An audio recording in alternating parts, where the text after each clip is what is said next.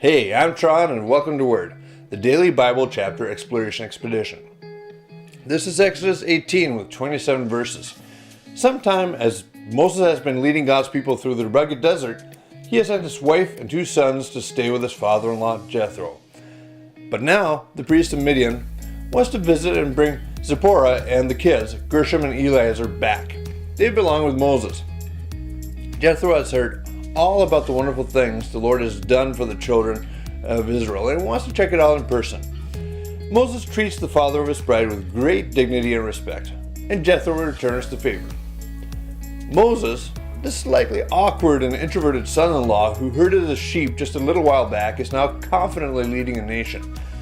Moses has no qualms about telling Jethro everything that has been going on, how God step by step has led them to this point, through miracles and the mundane. Jethro listens intently, as what he has heard previously, most likely from the mouth of Zipporah herself, is confirmed, and the goodness of God is displayed in verse 11. I know now that the Lord is greater than all other gods, because he rescued his people from the oppression of the proud Egyptians. Then they both worship the Lord together and eat a meal in his honor. After a good night's sleep, Jethro observes firsthand the problem solving and ruling of disputes Moses has to contend with every day. And he can see how it's weighing the dad of his grandchildren down. Something needs to be done, so Moses isn't all spent. They both sit down and have a serious heart-to-heart in verse 18. You're going to wear yourself out, and the people too. This job is too heavy a burden for you to handle all by yourself. The advice Jethro now passes on to Moses is indispensable, and will save the Hebrew leader from unnecessary torment. It is also a great principle in how to lead a large mass of people in a wide swath of circumstances in verse 21. But select from all the people some capable, honest men who fear God and hate bribes.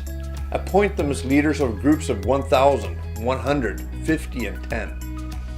You are ultimately only as good a leader as how well you can delegate responsibility. Great leaders are in charge of the mission and the vision. The integrity of the people chosen will determine quality of the overall organization of the Israelites, and it seems to help in verse 26. These men were always available to solve the people's common disputes. They brought the major cases to Moses, but they took care of the smaller matters themselves. Leaving Moses with a little more sanity, His Excellency Ruel returns for home. He has left a lasting legacy with his daughter's family and her husband's nation.